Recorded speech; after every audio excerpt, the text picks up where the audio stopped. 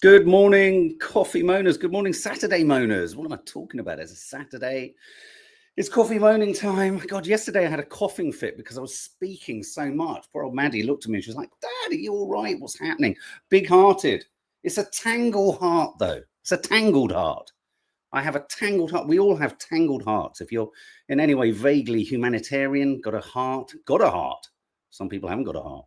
Morning, everyone. I hope you're all well. Welcome to Saturday Moaning. I'm going to take you through some of the top headlines. And I have to say, even the Daily Star is struggling to find a story about a survey that involves sex. There's very little that's in the way of lightness and fun and brevity and silliness and all the rest of it, I'm afraid. But you will be getting plenty of that in the Curly Cooks at 11 o'clock. They're back. They're doing cocktail cakes. Sugar and alcohol. Two things I need. Well, one thing I have avoided for 20 years. The other thing I can't avoid because it's so nice. Okay, so morning, everyone. Morning, Claire. That's Claire Smiley. Lovely to see you back. Hope you're well. Lee Durrant is doing well. He's got an important test, I believe, today. Lee, if you're in the room, good luck. Good luck, mate. I just saw it before I came on air. Thank you. So we're going to be talking about some of the top pieces of news. Donald Trump's in the UK, guys. I don't know where I am. All I know is it involves a ball and it involves golf, and I'm happy. I think he's come over and he's just hoping that he'll be left alone on a golf course, hitting balls everywhere. But no, he hasn't been left alone. He's been asked lots of questions. So Donald Trump's here. We're going to be talking about him, Trump in the UK. Who's Ghislaine? I don't even know who Ghislaine is, but I could pardon her, but I haven't thought about it. What's pardoning? Pardon? I don't know. Pardon's an old word. It's a funny word. So we're going to be talking about Donald Trump making all sorts of contradictory statements. We are also going to be talking, importantly, I don't know if anyone else feels this. Does anyone feel that we're reaching a critical positive within the negative turning point in the coverage around Gaza? You know, lots of people posted yesterday, Sir Bob Geldof finally throwing his hat into the ring. Easy, I think, for us all to say, why now? Why not sooner? But I think let's all discuss that at a later date. I think it's really important that everyone and anyone that feels that they can now, what's it called when you come out from cover? No, dash for cover? No, the opposite. Come out into the light. Anyone who feels safer to come out into the light, to publicize and talk about the Gaza crisis, we invite you. Every activist should invite them. Let's not split hairs. Let's not at this point talk about why didn't you say anything sooner? Why are you only saying it now when more people are kind of all agreeing that this is awful? Yes, I get it. We don't disagree. If I feel it in my heart, but at the same time, we don't want to dissuade those others who could come out and use their profiles to help in this debate. And in the spirit of that, I want to play a clip by a remarkable, well, it's an interview with a remarkable man, Miss Anna Harriman. He's just an astonishing humanitarian. He's an activist, a filmmaker, beautiful photographer. He's got an exhibition in town at the moment of all the from various kind of marches and protests and slogans. There's a beautiful image of Nads and lots of other activists in there. I'm looking forward to visiting that exhibition. And he's a filmmaker, and he's a cultural bigwig as well. And he's just an incredibly kind, articulate man. And I just want to play you this interview that he did. It's very interesting. It's very important. And just have a listen. Are you not to talk so much about Palestine? Is a Pope Catholic? Come on, man. Absolutely everyone that works in the machinery of entertainment, even if they don't tell you, they wish you didn't.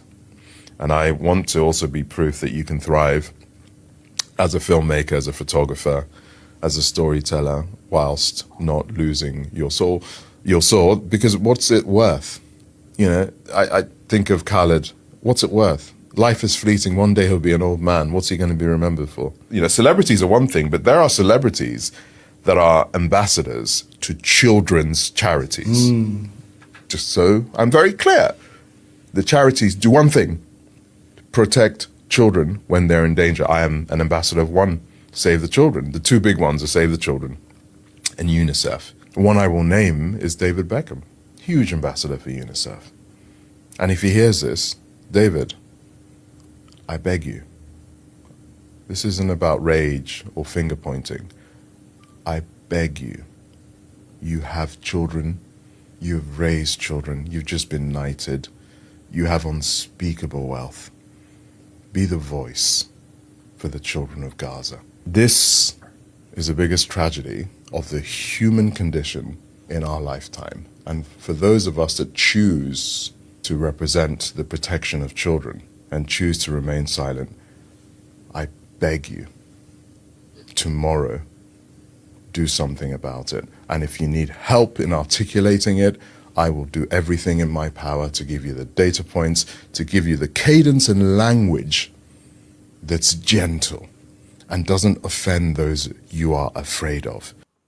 I've got a feeling that Miss Anne Harriman is the new Dalai Lama, or he should be, because he has a capacity to press down the levers and press down on the gas pedal without fury, without anger, but with love and with an open heart and an open face and an open, humanitarian aspect. He's not telling David Beckham off.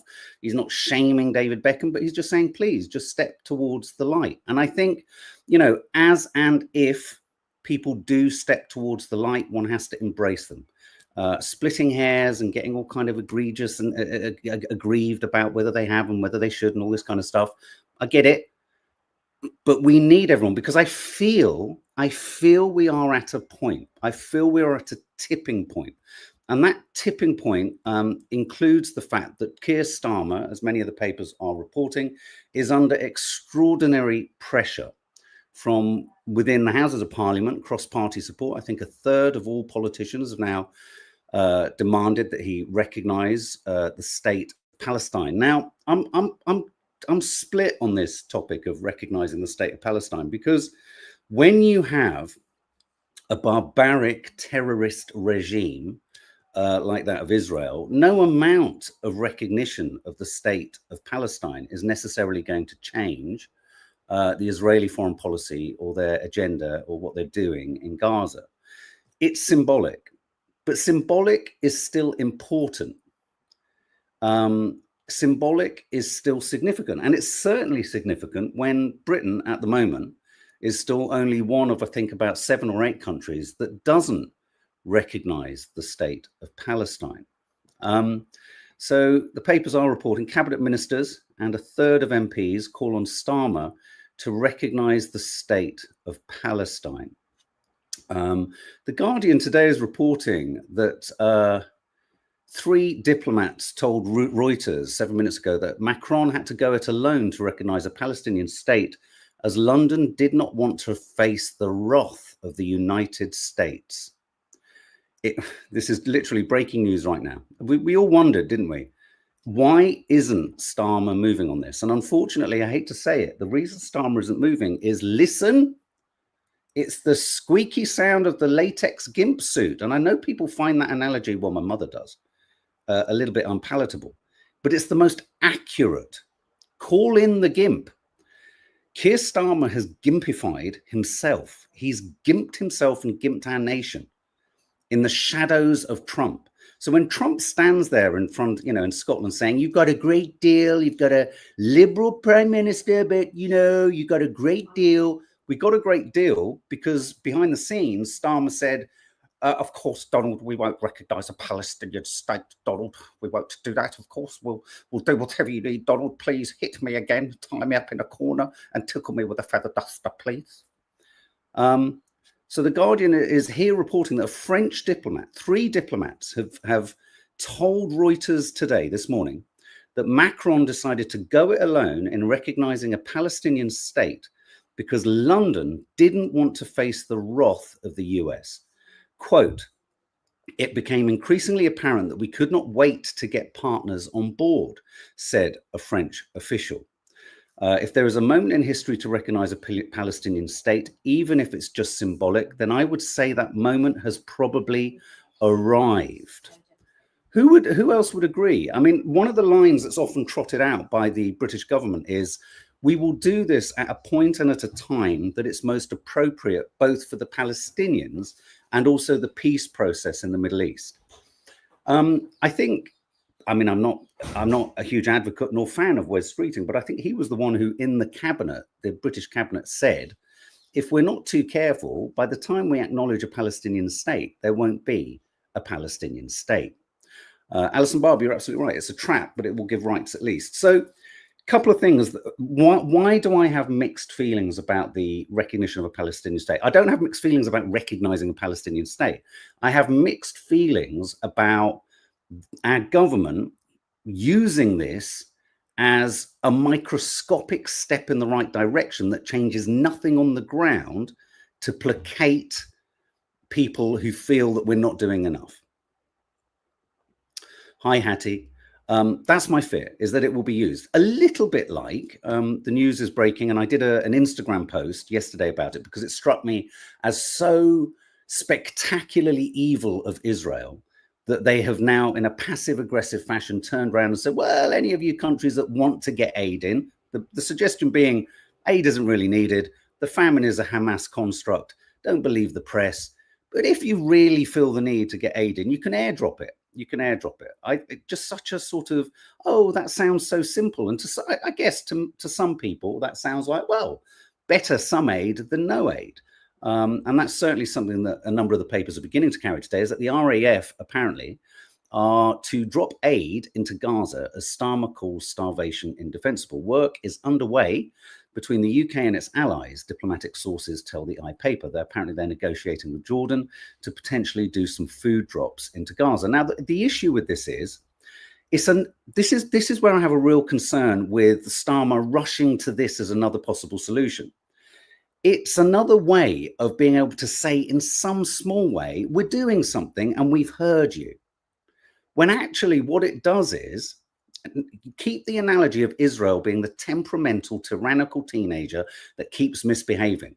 But rather than telling the teenager off, you simply leave the house and go round the outside. So your teenager is having an absolute fit, a temper tantrum that's wrecking the house. He's just violently smashing and throwing everything around. Rather than getting in there and actually dealing with the problem, what you do is, to get to the back garden, is you go all the way round. So yes, of course, any aid could be good, though many aid agencies and experts in the field say that dropping food like this will have two possible consequences. When you have a population as starved as it is, it can be highly dangerous for certain types of food to suddenly surge into the bodies and the biology of people who are hungry, starving, in the early stages or developed stages of famine. It doesn't work like that. You don't just drop a, let's quote Netanyahu. Can you believe in the same week we had Netanyahu discussing the rights, the positives and negatives of a Big Mac versus a Whopper? Can you believe that? This is like, if you added that detail into a film about this atrocity, you'd be like, no, drop the Big Mac, drop the arch Bond-like villain genociding a nation's chat with a podcaster about the merits of a Big Mac. Drop that bit. People won't get on with it. So dropping the food is both medically dangerous. It's also physically dangerous, because where are you going to drop it? We have now a much more concentrated population in the middle of Gaza, but also principally in the bottom of Gaza. And then you have, and the Israelis would have you think that this is the Gazans' fault. When food lands, understandably, there is a frenzied rush for the food. And there is no way of kind of policing that or managing that. Now, the Gaza Humanitarian Foundation, or the bait boxes, found their way of managing it, which was shooting people, rather than using the countless 111 aid agencies that are expert in this. So this statement, this headline, which we're about to get, believe me, we're going to have this headline a lot now. Aid is going to be dropped. Aid is going to be dropped. And it's going to be hoped by the government, by Starmer and Lammy, that this will somehow kind of placate and assuage the fears and worries that they're not doing anything. But actually, it prolongs the problem. It doesn't solve the problem. And it could actually make life even worse on the ground. It's evil. It's cruel. It's truly cruel of Israel to say it, and it's gimpy in another way of Britain to be the first to go, yes, we'll do it like that. Okay, we'll do it like that. So Starmer is in a tricky bind. And I have to say, once again, I want to go back to what Miss Anne was saying there and what many activists have been saying, what Nadia has been, putting on her Instagram, Dina, myself, loads of activists, Owen Jones, so many people meaningfully pushing the message, push you guys sharing and pushing the message. I genuinely think this is having an effect.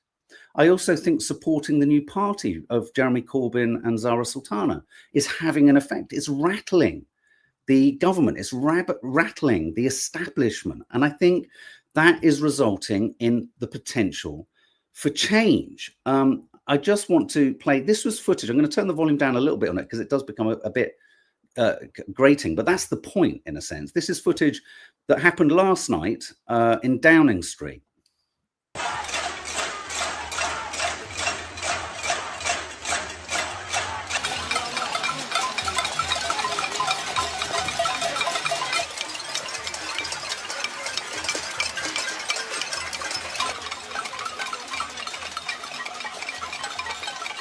And the idea here is that in the banging of pots and pans, it's a reminder of the lack of food, the lack of cooking tools, fuel, the ability to feed and sustain themselves. So this is an incredibly symbolic demonstration outside Downing Street last night, and it was sizable. It really grew in size. And again, this is a credit to all of the campaigners and activists who keep pushing and pushing and pushing. So my sense of things is that, yes, this is not the solution, though any aid that gets to anyone is good. This is another way of placating and indulging Israel. This kicks the can down the fucking dirt track. It doesn't resolve anything, and it has the potentiality to be even crueler than even the Gaza Humanitarian Foundation bait sites. These are images here, and you can see why the pots and pans were being used on Downing Street. These are the queues for, I mean, look at this. This is happening now. These shots and these scenes are reminiscent of what? Camps, queues, bowls, hungry people on the verge of famine, man-made famine. Don't let Israel's propaganda, apparently Israel are dropping all over YouTube adverts suggesting that the UN failed in its obligation to deliver aid. It's unconscionable what lengths the Israeli propaganda machine are willing to go to try and convince the world that they're not responsible for what's happening. It's shocking. So this is an image here in Gaza of people queuing for aid. Cabinet ministers. Apparently, one of the oddest thing about the cabinet ministers that are putting pressure on Starmer, The Guardian is reporting today that Yvette Cooper is one of them. Yvette Cooper is one of them, and she's prescribed Palestine Action as a terrorist group. The United Nations have urged our government to reconsider the prescription of Palestine Action as a terrorist group. They say it breaches human rights. It breaches international law. Karen Reynolds, I just want to read your comment. My granddad was a prisoner of war by the Japanese. He had friends who ate too quickly on the ship they were on. They died. Thank you, Karen. It has to be done slowly. Hence, when my granddad was on the ship 3 months. This is why you have experts issuing not only the food, but certain types of food. Certain types of food. This map, this graphic here, I don't know if you can see it in detail, illustrates the UN members and for how long they've recognized a Palestinian state. Dark green is the longest that they've recognized a Palestinian state. White are those countries that do not recognize. And isn't that interesting? Look, Australia, New Zealand, Canada, America, though Canada has said that they will this coming September. In red is France there. They've announced that they're about to, but of course the UK doesn't recognize it. Very chuffed to say that Ireland does. So we're in a very definite minority when it comes to, yes, I was shocked by Australia too.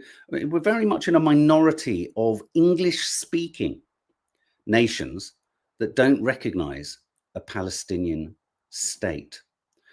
Starmer rejects call to imminently recognize Palestinian state despite overwhelming pressure from MPs. This is the report in The Independent. This is saying that although he's facing growing demands because of his kind of entwinement, if you like, or entanglement. Do you remember that word, entanglement? His entanglement with Trump. He has a real diplomatic headache here. And I think there's something wonderful about the pressure that is now being exerted on Starmer at the very point Donald Trump is in this country it's more luck than judgment, but it's expert. I think there's a feeling in the activist movement, in the Free Palestine or, Be Humanitarian movement, of which there are thousands of Jewish people and an increasing number of Israelis are themselves being incredibly brave in Israel. Numerous teenagers burning their draft letters into the IDF at huge risk to themselves. So there are people in Israel who are anti this atrocity. But Starmer is now faced with Donald Trump in this country or in Scotland. And how's he going to negotiate this? Because I believe the only thing that is stopping us from recognizing a Palestinian state, doing anything tougher, taking any other stronger measures against Israel is the fact that we are now a limpet and we are dependent on this fucking trade deal with America. So these are the headlines all knocking around today. Macron plan to recognize Palestine puts pressure on Starmer. But as I said, let's just have another look at that story that's breaking in The Guardian this morning from France. No development on that at the moment. So Macron has upped the ante. And again, yes, it's symbolism. But at this stage, we'll take anything. It's a little bit like Bob Geldof sort of breaking cover. It's like, we'll have anything. We'll take anything. I mean, I posted an Insta story yesterday saying, surely now, like Missan said, if you've said nothing, if you've had nothing, if you've not felt safe to, if you've been worried, maybe you've not known the complications of the situation or the history of the conflict. When Sir Bob Geldof says it, does that not give you some kind of purpose? Does that not make you feel a bit braver or a bit safer to say something?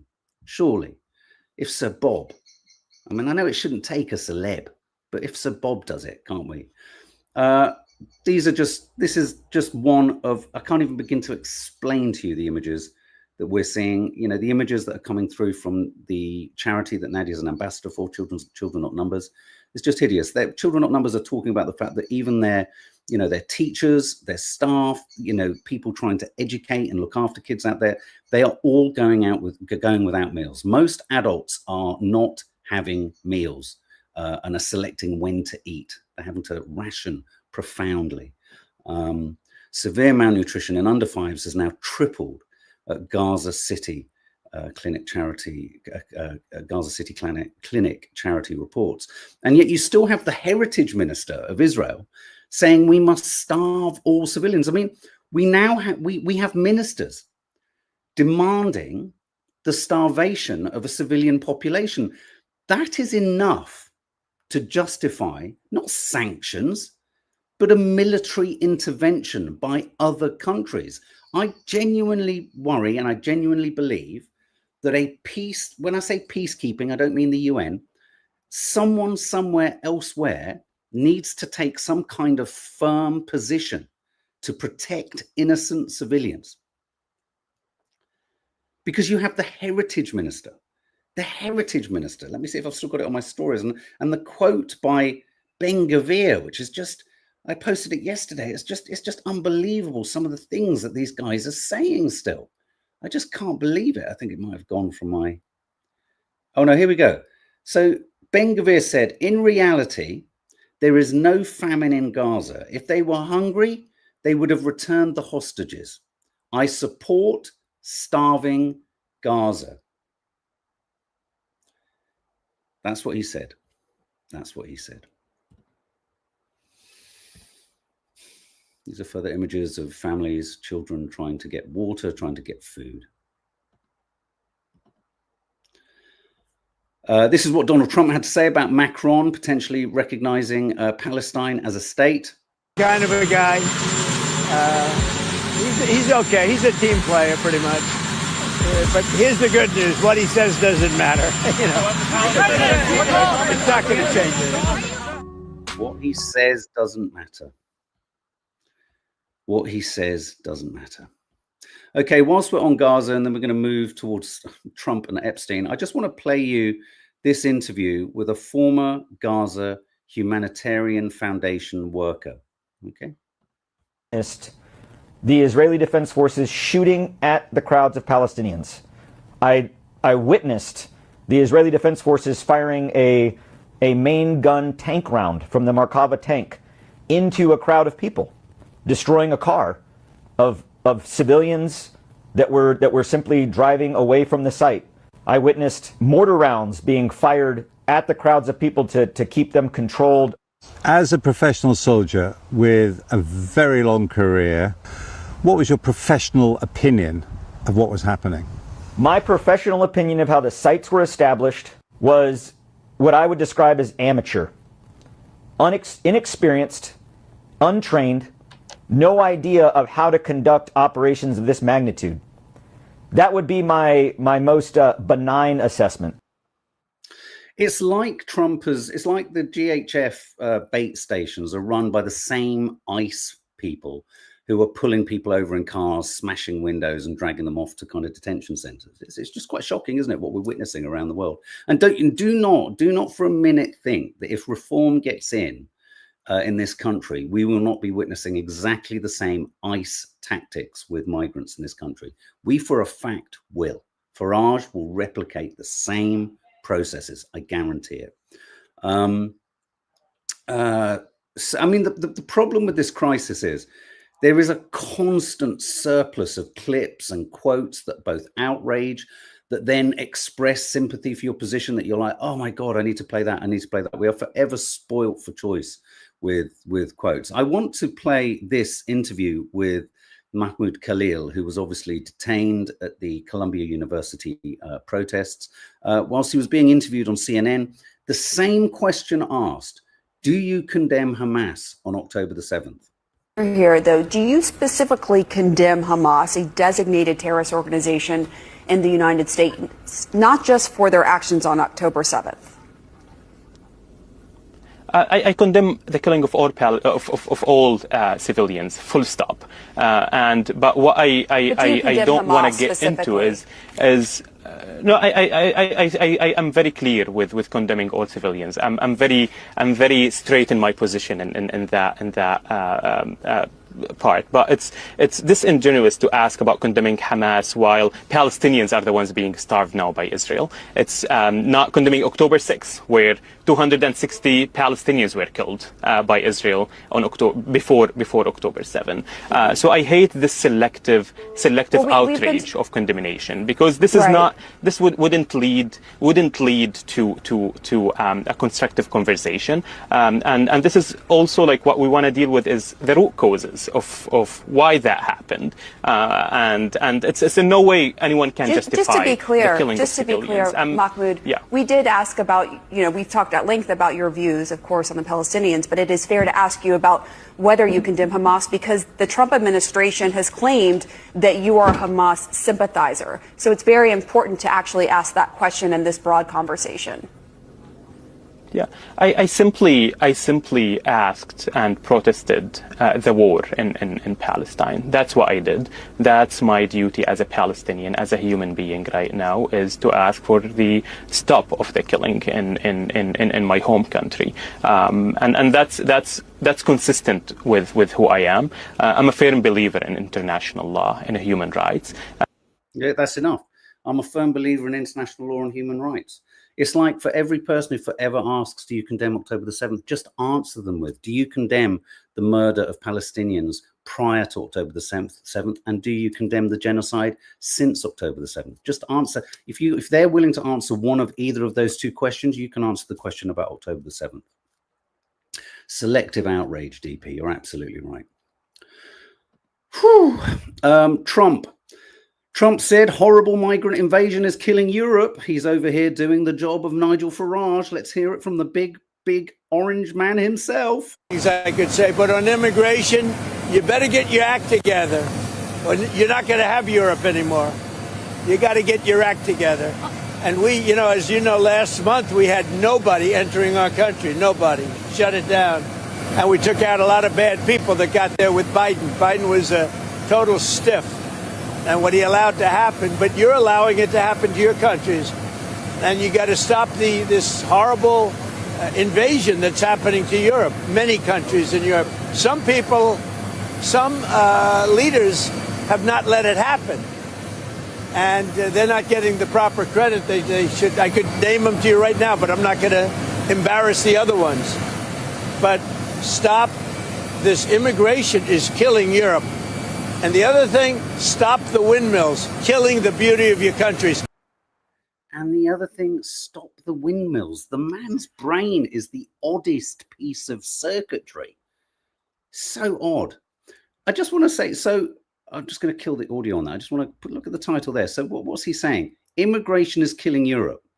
But at no point do any of these leaders ever acknowledge that it's the killing of people in faraway lands that results in civil wars and upset and economic catastrophe and regime change, etc., that results in much of the immigration. It's like there's no cause and effect. There's no cause and effect. It's not like we cause this immigrant problem. Killing others is what creates a migrant invasion. There he is, Donald Trump waving. He doesn't look too happy, does he? He's slightly concerned. Who mentioned Ghislaine Maxwell? Trump ducks question on pardon of Epstein accomplice Ghislaine Maxwell after lawyer dubs him the ultimate deal maker. Now, this is the odd part of the Epstein story. So Donald Trump's deputy attorney general has gone and done 2 days of interviews with Ghislaine Maxwell.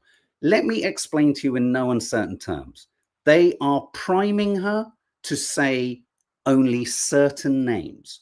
And they're going to, in return, say to her, if you don't mention Trump, you will be pardoned.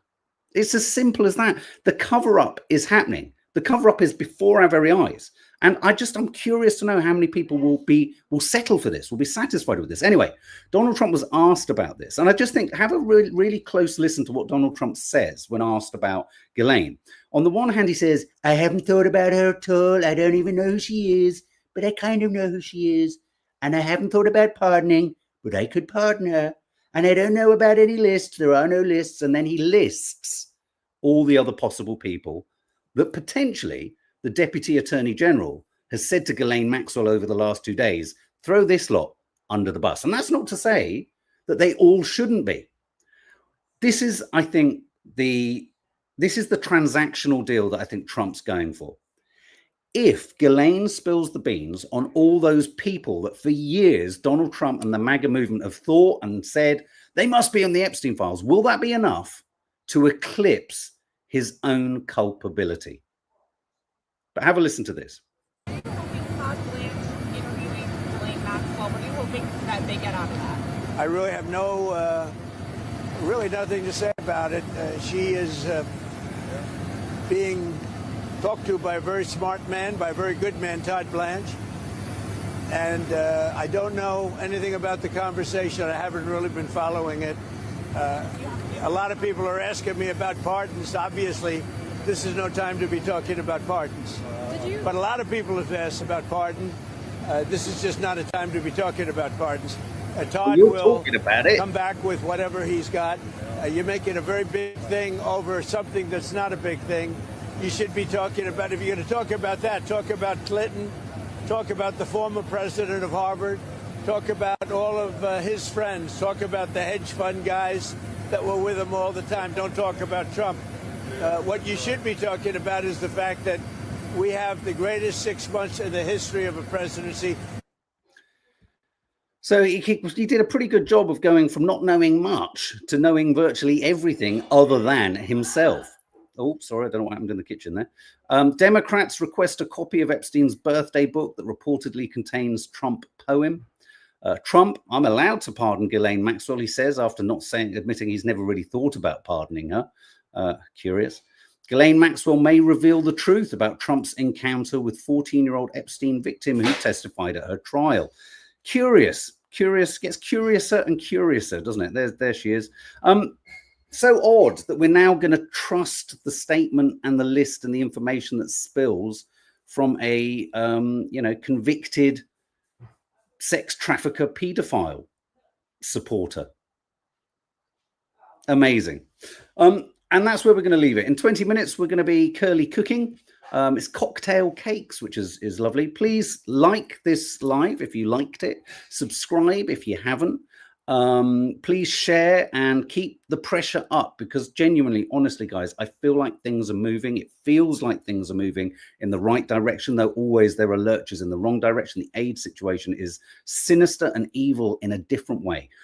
Always ask yourself, what is behind the headline that I'm being fed here? What's the alternative? What are they trying to distract us with? What is Starmer trying to get away with? Don't forget, Starmer wants to keep Trump on side. And so therefore, he's going to be doing whatever he can do to keep all of us lot, and those who want Palestine free, try and keep all of us lot happy, but he also wants to keep Trump happy. So you can rest assured that whatever his solution isn't really a solution. So anyway, we'll see you in 20 minutes. Thanks for all of your comments. Sorry, I know I didn't get a chance really to read too many out today. There's a lot of kind of news and info to get through, but please leave your comments beneath this live after this is uploaded, and we'll carry on the conversation.